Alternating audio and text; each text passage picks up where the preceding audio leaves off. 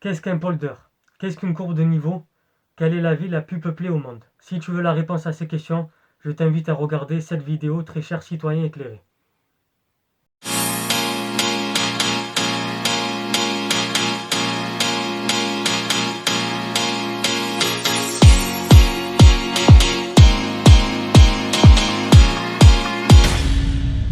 Bonjour à toutes et tous, citoyens éclairés, salam alaikum, welcome wa laketal. Aujourd'hui, nous allons voir des chiffres et du vocabulaire de la géographie. D'abord, qu'est-ce que ça signifie géographie? C'est une science qui a pour objet la description et l'explication de l'aspect actuel, naturel et humain de la surface de la Terre. Ça vient du latin géographia. Avant d'aller plus loin, je tiens à faire un petit travail sémantique sur le géomètre et le géologue.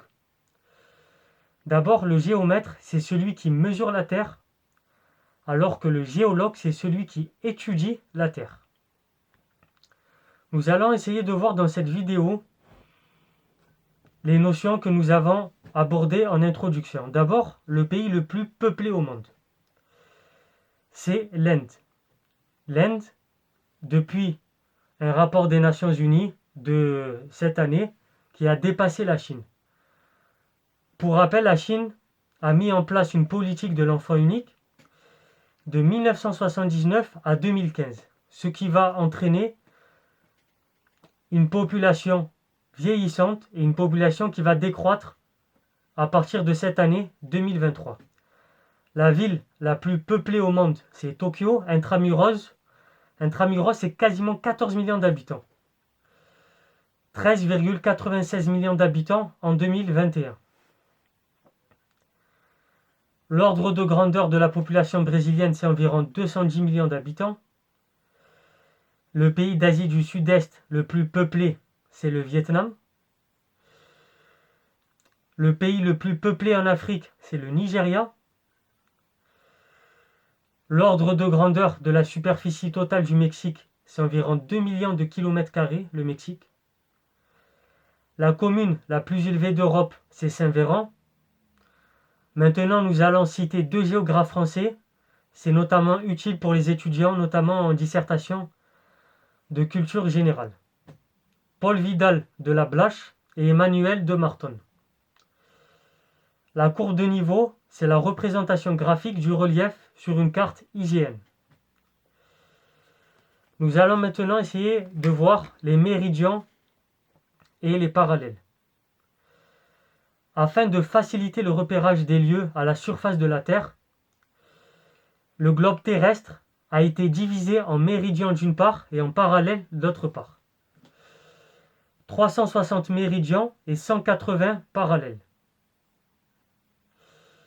La latitude, c'est la distance exprimée en degrés d'un point à l'équateur. Je vais mettre une carte en fin de vidéo qui va nous rafraîchir la mémoire sur l'équateur et les différents tropiques.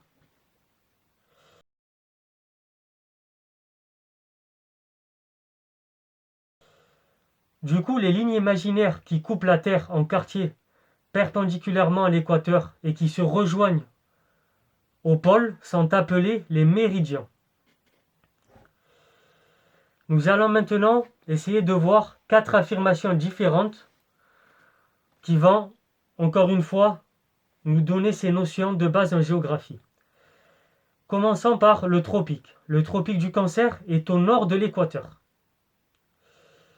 Les tropiques sont parallèles à l'équateur. Le tropique du Capricorne est au sud du tropique du Cancer.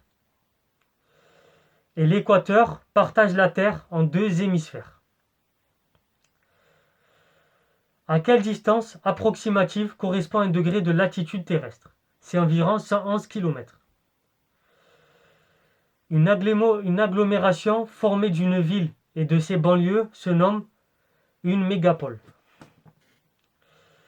On reviendra dans une vidéo spécifique sur la technopole et la métropole, etc. Et enfin, qu'est-ce qu'un polder? Un polder, c'est une terre gagnée sur la mer. Pour faire cette vidéo, je me suis servi de Culture G. Je vais vous mettre la référence, bien sûr. et du Grand Atlas de Franck Tétart. Chaque année, il sort en fait cet atlas. L'atlas de 2023 est vraiment pas mal. Et il y a notamment une section sur les prévisions. Maintenant, avant de vous quitter, on va évoquer les centenaires records. Les centenaires records se trouvent au Japon. Au Japon, on compte 86 500 centenaires. Ça fait la population qui est la plus âgée au monde. Ça, c'est selon la dernière estimation du ministre de la Santé en septembre 2021. La France ne compte entre guillemets que 29 900 centenaires. Rapporté à la population, ça fait peu. En 2022, toujours selon les projections de l'INED, mais elle pourrait en compter du coup en 2070, selon les projections de l'INED, 270 000. Du coup, c'était Soso l'Intello. Comme d'habitude, si tu as aimé cette vidéo, mets un petit pouce bleu, un petit like. Et on reverra dans certaines vidéos. On va en fait essayer à chaque fois d'affiner les notions et d'aller de plus en plus en profondeur dans chaque thème différent. Comme d'habitude, on se retrouve demain, si Dieu le veut, et passe une bonne journée, citoyens éclairés.